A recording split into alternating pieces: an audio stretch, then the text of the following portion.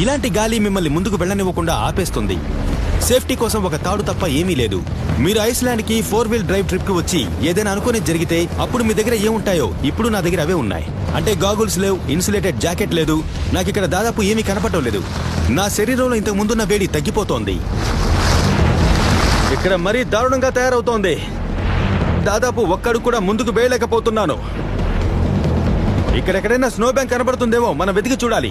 కనిపిస్తే దాన్ని తవ్వి లోపలికి వెళ్లి గాలి నుంచి తప్పించుకోవచ్చు. ఐస్లాండ్ వాతావరణం నిరంతరం గందరగోళంగా ఉంటుంది. ఇది ఎప్పుడు మెరుగవుతుందో చెప్పగలిగే మార్గం లేదు. అంచేత దాంతో పోరాడడం కన్నా మనకి నిజంగా అవసరమైనప్పుడు వాడుకోవడానికి శక్తిని దాచుకోవాలి. మరీ లోతుకు వెళ్ళక్కర్లేదు.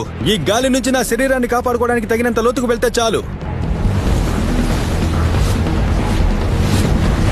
కిందకి ఉండడం, నేల ఎక్కువగా ఎక్స్పోజ్ కాకుండా ఉండడం ఎంత ముఖ్యమో పరిస్థితులు మనకు చెప్తాయి.